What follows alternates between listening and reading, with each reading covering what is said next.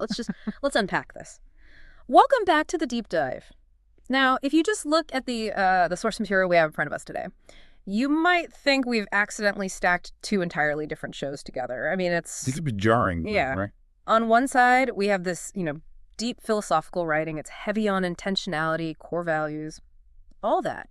Building prosperity with profound purpose. And then on the other side of the desk, we have this. I mean, it's a super complex, highly technical, high-octane options trading guide. Specifically, we're looking at a strategy for SOXL, the Direction Daily Semiconductor Bull 3X Shares ETF, an asset that moves at 3 times the speed of the semiconductor market. This isn't just finance. It's financial mechanics under extreme pressure. It really is the ultimate contrast. The pursuit of fulfillment versus the pursuit of triple leverage gains. So our mission today is to connect these seemingly disparate worlds. We really need to understand how this foundational philosophy of purpose-driven wealth can possibly serve as an anchor, for navigating even the most volatile and mathematically intense financial decisions. How do you synthesize the why with the how? Well, that synthesis is the entire point because the source material, it identifies this really critical disconnect. Yeah. So many people achieve, significant financial success. They hit every metric. The numbers look fantastic, but they feel utterly hollow. They pursued money as the end goal without ever stopping to ask what values that money was supposed to serve in the first place. So you're saying if your whole plan is just make $10 million and you hit it, you might find your $10 million richer, but emotionally bankrupt. Precisely. The goal isn't just acquiring wealth. It's building prosperity with profound intention. If the money doesn't support the life you actually value, it's just a bigger pile of unfulfilling obligations. The sources are really clear on this. The solution is aligning your wallet with your why. Okay, let's dig into this framework then.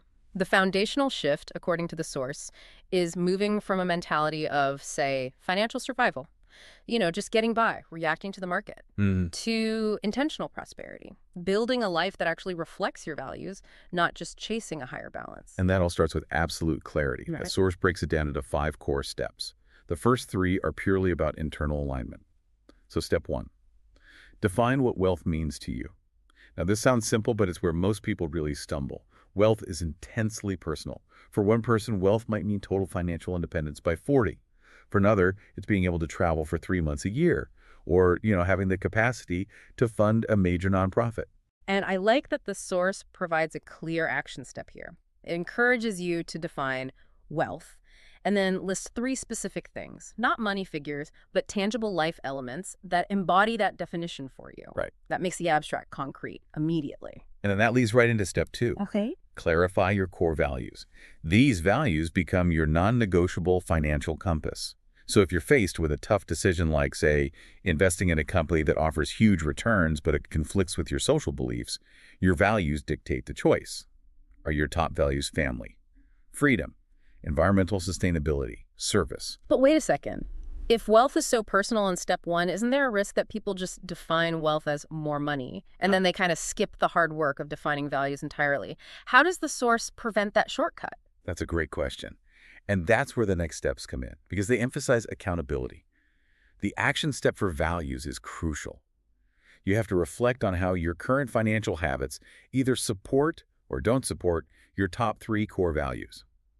So if your value is family, but you're working 80 hours a week and missing birthdays and big events, your actions are broadcasting a totally different value no matter what you wrote down on a piece of paper. Okay. So that's the friction. That's what creates the need for the framework in the first place. And that moves us to step 3, set intentional financial goals. The sources point out that generic goals, like just saving more money, they just lack the emotional punch you need for long-term persistence. Absolutely. Purpose fuels persistence. You have to shift from that vague goal to something specific and emotionally resonant.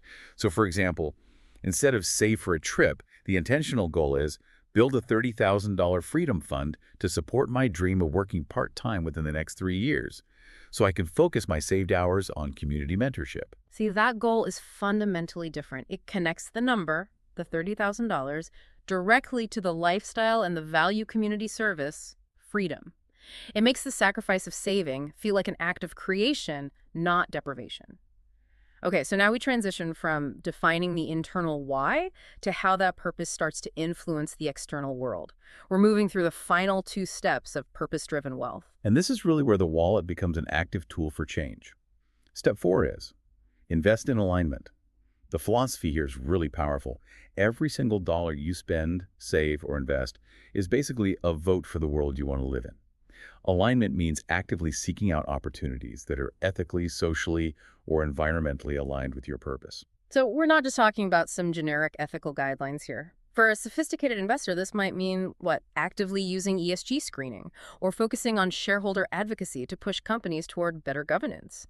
Maybe even divesting entirely from sectors that violate a core principle, like fossil fuels or tobacco. Exactly. It's about maximizing your impact right alongside your return. Yeah. Purpose-driven investing expands your impact, and it also provides a kind of psychological buffer against market noise.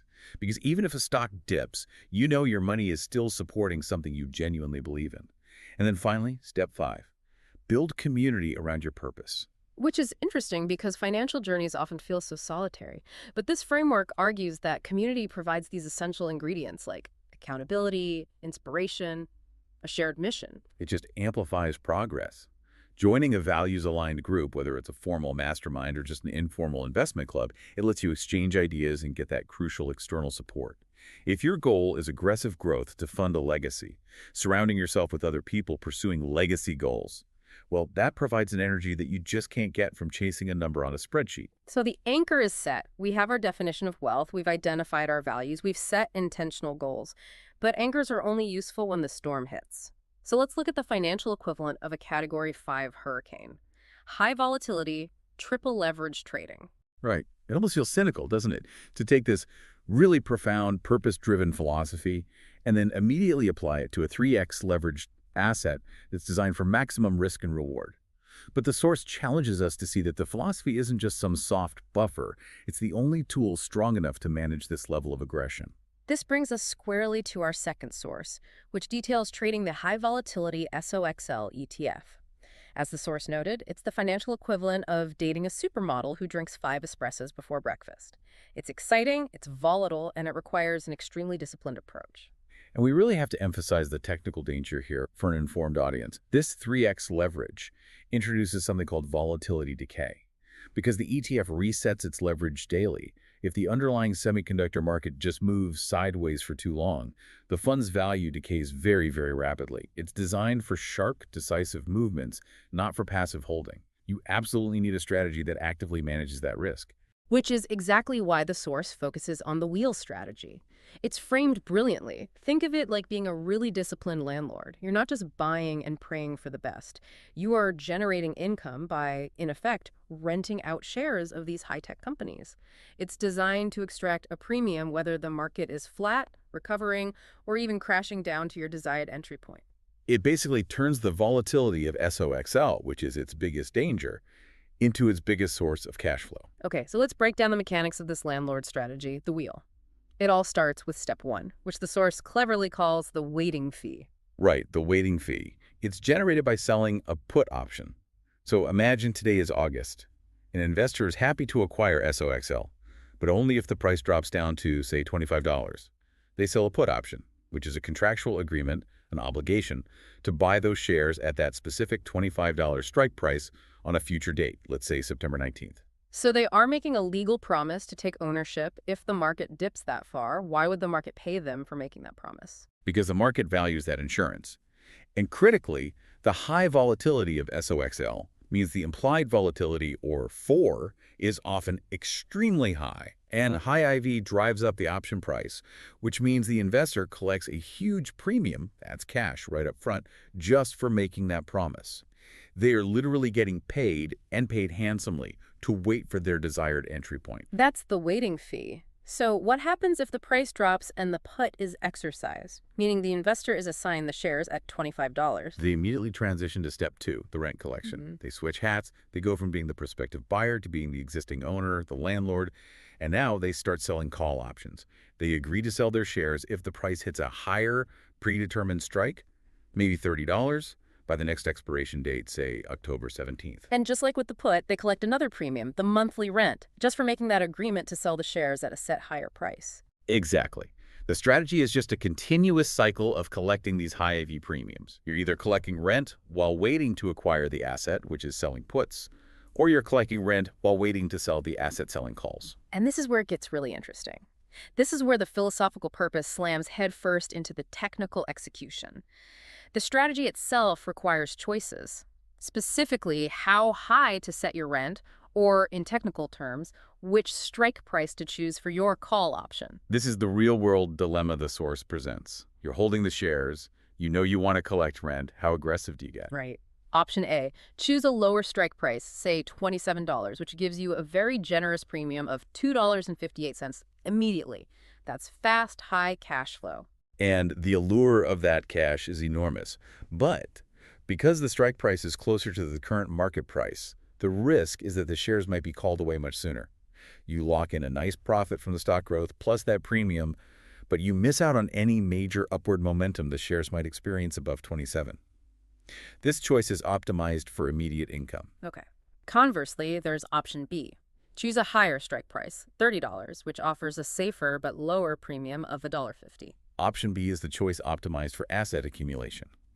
The immediate cash inflow is lower, sure, but you get to keep the highly volatile triple leveraged shares for longer. This lets you ride that wave up past 27, potentially capturing far more in stock appreciation before the shares are finally called away. You prioritize growth over immediate cash flow. So which one is the right technical choice? Maximize income now or maximize asset accumulation for the future? And that is the moment of synthesis. The source stresses there is no single right answer. There's only an answer that's aligned with your why. Without defining your purpose back in Step 1. Step 1 is your definition of wealth generating immediate cash flow, or is it compounding assets for growth? This choice becomes just chaos. So if my core value is maximizing my freedom through stable income right now, then option A, the $27 strike for that juicy premium, is the confident move. It aligns perfectly with my defined purpose. Exactly. But if your intentional goal from Step 3 is aggressive legacy building and maximizing your asset base, then choosing the quick $2.58 premium of option A would actively undermine your purpose. You'd be choosing a short-term adrenaline hit over a long-term goal. And the volatility of SOXL, those financial mood swings, the sources, they will eat you alive if you don't have the anchor of purpose guiding your strike price selection. That's the critical pivot. The strongest portfolios aren't built on reaction or adrenaline. They're built on purpose. Because that alignment is what determines whether you execute your trade with confidence or just react emotionally to every market movement. It allows you to resist the temptation of the immediate payout when your purpose demands long-term growth. It's your compass in the storm. You know, this deep dive has really fused philosophy and high finance. We've seen that the sort of soft power of aligning money with meaning, this whole idea of purpose-driven wealth, it provides the necessary context to execute technical strategies, even one as aggressive as the wheel on SOXL, with intentionality, with confidence, and with minimal emotional turbulence. And when you clearly define your wealth, clarify your values, and align every single financial decision to those foundations, you move past just making money. Yeah. You step into your money power, and you unlock a richer, more intentional life, ensuring that your prosperity is actually fulfilling. That's a really powerful distinction. So we've established that every dollar you spend, save, or invest is a vote for the world you want. And that concept has to guide daily investing and short-term trading decisions. So here's the final thought. If purpose must anchor the execution of weekly options trades, what kind of intentional review is needed for your long-term foundational categories, like charitable giving, estate planning, or how you've designed your entire retirement portfolio? That's the question to mull over as you seek to fully align your wallet with your why.